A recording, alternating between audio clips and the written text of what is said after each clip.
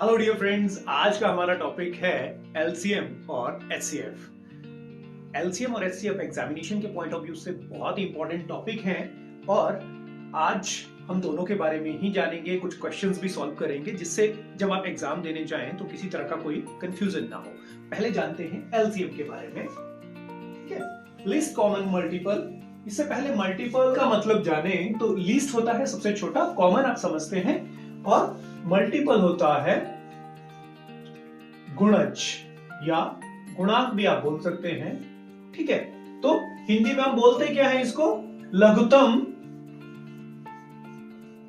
समापवर्तक। ठीक है, तो और लघुत्तम समापवर्तक थोड़ा सा डिफिकल्ट वर्ड हो जाता है, इसलिए हम सबसे छोटा कॉमन गुणज, ठीक है, सबसे छोटा कॉमन मल्टीपल, हम इन्हें दो एग्जांपल्स के थ्रू समझते हैं। अब आपको पता है कि 8 के मल्टीपल्स क्या क्या होते हैं, मतलब जो 8 के टेबल में आते हैं। 8 1 8, 16, 24, 32, 40, 48, 56, 64, 72 एंड 80 इस तरह से आएंगे। और 6 के मल्टीपल क्या क्या होते हैं? 6 कम 6, 6 दूनी 12, 6 3 18, 6 चौका 24, 6 पंजा 30, 36, 42, 48, 54 और 60। ठीक है, अब लीस्ट कॉमन मल्टीपल मतलब क्या होगा? एलसीएम अगर हमें बोला जाए कि 8 और 6 का एलसीएम निकालिए, तो हमें देखना क्या होगा? हम देखेंगे कि इन दोनों के जो मल्टीपल है उनमें से दोनों के कॉमन कौन से हैं। तो देखिए, ये नहीं है। अब देखिए, ये 24 पहला कॉमन मल्टीपल आया। ठीक है, उसके बाद हम देख सकते हैं 48। ठीक है, तो अब देखिए ये 24 का ही मल्टीपल है। अब इसका अगर दो संख्याओं का जो लीस्ट कॉमन मल्टीपल है उसके ही मल्टीपल में आगे उनकी कॉमन संख्याएं आएंगी। तो आप देख सकते हैं 24, 24 दूना 48, 24 3 72, 24 चौका 96। तो इस तरह के जो है कॉमन मल्टीपल्स हमें मिलेंगे। लेकिन हमारे पास बोला क्या गया है? हमें बोला गया है कि लीस्ट मतलब सबसे छोटा। तो सबसे छोटा क्या हुआ? 24 आपका आंसर होगा। ठीक है, आपको क्वेश्चन इस तरह से आएगा, ऐसी संख्या ज्ञात करें छोटी से छोटी। आपको क्वेश्चन कुछ इस तरह से आएगा, छोटी से छोटी वह संख्या ज्ञात करो जो 8 और 6 से पूरा पूरा भाग हो जाए। तो हमारी वो संख्या होगी 24। अब हम जान लेते हैं एलसीएम निकालने के लिए कुछ शॉर्ट ट्रिक्स। अब मान लीजिए आपको क्वेश्चन दिया जाता है 8, 16, 24 और 48। आपको कहा जाता है कि इन सभी संख्याओं का एलसीएम निकालिए। अब देखिए, तो हम देखेंगे क्या? सबसे पहले बड़ी संख्या को देखेंगे। ठीक है, हमने बड़ी संख्या देखी, क्या है? 48। अब देखिए, अगर बड़ी संख्या इन सभी संख्याओं से भाग हो रही है, 8 के टेबल में 48 आता है, ठीक है, 16 के टेबल में 48 आता है, 24 के टेबल में भी 48 आता है। ठीक है, तो हम डायरेक्टली हम कह सकते हैं कि LCM is equal to 48।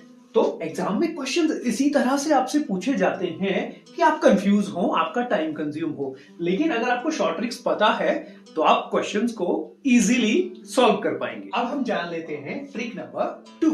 Trick number 2 ये है कि अगर आपके पास कोई 3, 4, 5 संख्याएं इस तरह की दी गई होती हैं और आपको बोला जाता है कि इनका एलसीएम निकाला जाए। ठीक है, तो अब देखिए, यहां पे तो था कि सभी के टेबल में ये संख्या आती है। अब लेकिन यहां पे 6 के टेबल में ये आती है। ठीक है, तो 6 तो गया। अब हमारे पास बच जाती हैं दो संख्याएं 8 और 12। अब हमें देखना है कि ऐसी कौन सी कॉमन संख्याएं हैं जो इन दोनों के पहाड़े में आती हैं। तो हम देखते हैं 8 दूना 16, 8 3 24 और 12 दूना 24। तो इस तरह से हमारे पास 24 एक ऐसी संख्या आ गई जो दोनों के टेबल में सबसे पहले आती है। तो हम ये कह सकते हैं कि 24 हमारा एलसीएम होगा। इस तरह से तीनों संख्याओं का एलसीएम हो जाता है 24। डियर फ्रेंड्स, अब हम बढ़ते हैं नेक्स्ट ट्रिक की तरफ। हमें क्वेश्चन आता है ऐसी छोटी से छोटी संख्या ज्ञात करें जो 5, 10, 11 और 20 से पूरा पूरा भाग हो जाए। हम क्या करेंगे, हम सबसे पहले जैसा कि हमने ऊपर वाली ट्रिक में देखा, हम सबसे पहले बड़ी संख्या को देखेंगे। ठीक है, 20 है हमारे पास। अब हम देखेंगे कि ऐसी कौन कौन सी संख्याएं हैं जिनके पहाड़े में ये संख्या आती है।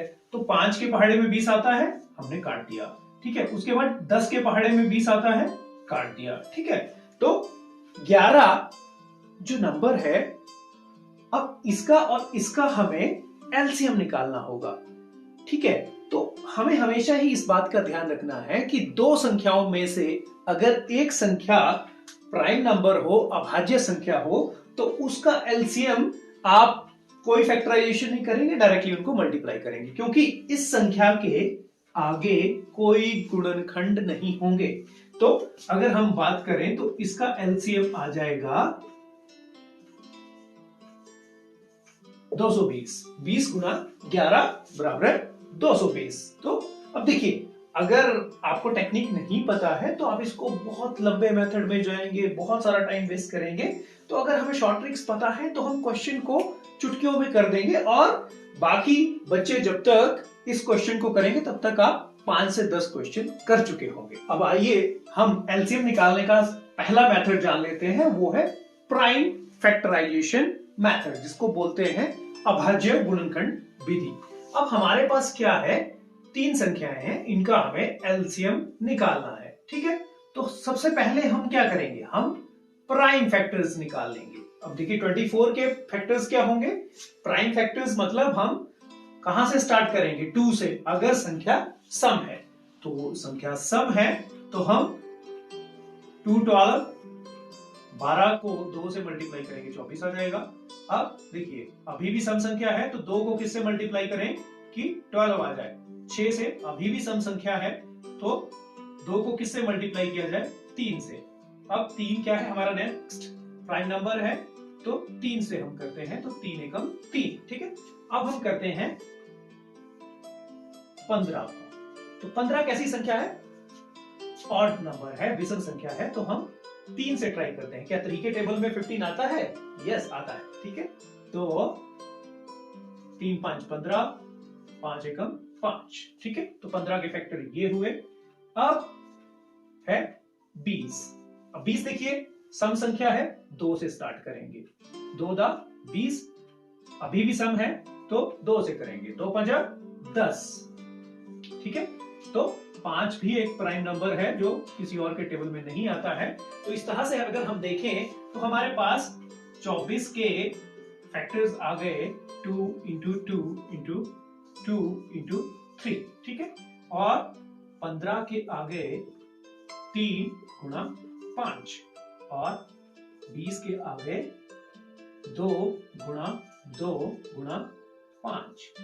ठीक है, तो अब देखिए हमें क्या देखना है, देखिए यहां कितना है, 2 3 टाइम्स है, और यहां 2 टाइम्स है, यहां नहीं है। एलसीएम क्या आएगा, 2 मैक्सिमम 3 बार है। ठीक है, तो हमने ये ले लिया। उसके बाद 3 देखते हैं हम, 3 एक बार है, एक बार यहां है, यहां नहीं है, तो भी हम उसको एक बार लेंगे। ठीक है, 5 यहां है, यहां नहीं है, उसको भी हम एक बार लेंगे। ठीक है, इसको अगर हम बेहतर तरीके से समझना चाहें तो हम देखिए 2 कितनी बार है, 3 बार, तो 2 की पावर 3, 3 की पावर 1, ओके, तो 3 की पावर 1, 5 की पावर 1 ना भी लिखे तो भी चलेगा, अगर 1 है, 2 की पावर 2 और 5 की पावर 1। अब हम देख सकते हैं मैक्सिमम 2 की पावर क्या है, 3 है, तो हमने 2 को 3 टाइम्स ले लिया। 3 की मैक्सिमम पावर क्या है, 1 है, तो हमने उसको ले लिया। 5 की मैक्सिमम पावर क्या है, 1, तो हमने उसको 1 टाइम ले लिया। अब इसका एलसीएम अगर हम निकालें तो क्या आएगा, 5 3 15, 15 2 30, 30 2 60, 60 2 120। ठीक है, तो इस तरह से हमारा एलसीएम आ जाएगा 120। और अगर आपको अभी एक बार समझ ना आया हो, आप रिपीट करके वीडियो को देखें, आपको डेफिनेटली समझ आ जाएगा। और इस तरह के क्वेश्चन जो आपकी बुक में दिए हैं आप उनको भी करें। ये स्टूडेंट्स, एलसीएम निकालने के लिए हमारा जो नेक्स्ट मेथड है वो है डिवीजन मेथड, जिसे हम हिंदी में बोलते हैं भाग विधि। तो भाग विधि सबसे आसान है। देखिए हम क्या करेंगे, सभी नंबर्स को एक ही टेबल में लिख लेंगे, ठीक है, और हम देखेंगे कि इसमें कौन कौन से इवन नंबर है। ये इवन नंबर है तो हम 2 से स्टार्ट करते हैं, ठीक है। 2, 12। अब देखिए 15 नहीं जाता है तो 15 हम एज इट इज ले लेंगे, और 2 10s are 20। अभी भी 10 और 12 जो है इवन नंबर है, तो 2 6 12, और अभी भी हम देखते हैं तो 6 हमारे पास एक इवन नंबर है, तो 2 3s are 6। 15 नहीं जाता है, एज इट इज ले लेंगे। 5 भी नहीं जाता है, उसको भी एज इट इज ले लेंगे, ठीक है। अब देखिए हमारे पास नेक्स्ट प्राइम नंबर है, 2 के बाद आता है 3। 3 1s are 3, 3 5s are 15, और ये आ जाएगा। अब देखिए ये जो दो संख्या है 5, और दोनों प्राइम नंबर्स हैं, तो 5 के ही टेबल में जाते हैं। 5 1s are 5, 5 1s are 5। तो अब देखिए इन सभी संख्याओं का एलसीएम क्या हो जाएगा, जो फैक्टर्स हमारे यहां पे है, ठीक है। तो 2 2 2 3 इंटू 5। तो इस मेथड से हमारा टाइम भी कम लगता है, और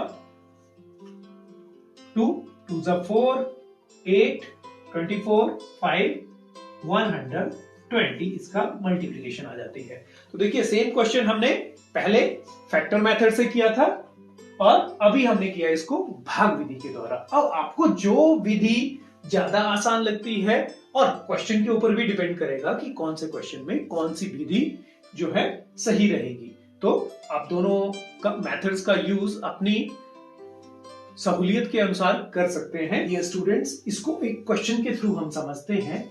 आपको प्रश्न कुछ इस तरह से आता है कि 3 घंटियां 10, 12 व 18 मिनट के अंतराल पर बजती हैं, ठीक है।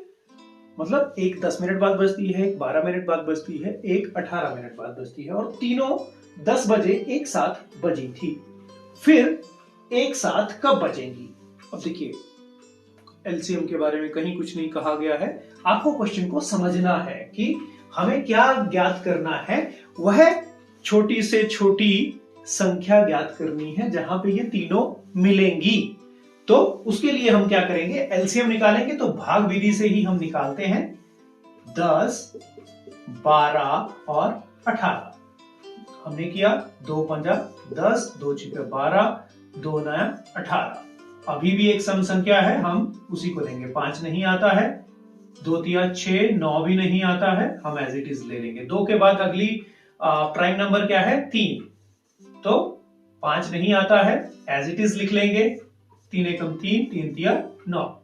उसके बाद भी 3 है इसमें, तो हम 3 का ही यूज करेंगे। 5 नहीं आता है, 3 के टेबल में 1 भी नहीं आता है, हम एज इट इज लिख लेंगे। 3 1s are 3। अब आया 5, ओके, ठीक है। तो ये इसके प्राइम फैक्टर्स बन गए, और एलसीएम हमारे पास आएगा 2 गुणा 2, 3 गुणा 3 गुणा 5। तो इसका एलसीएम आ गया 2 दूनी 4, 4 तिये 12, 12 तिये 36, और 36 पांजा 180, ठीक है। तो देखिए एक 10 मिनट बाद बजती है, एक 12, एक 18, और तीनों कब बजेंगी, 180 मिनट के बाद। अब देखिए 180 मिनट का मतलब क्या होता है, कितने घंटे हुए।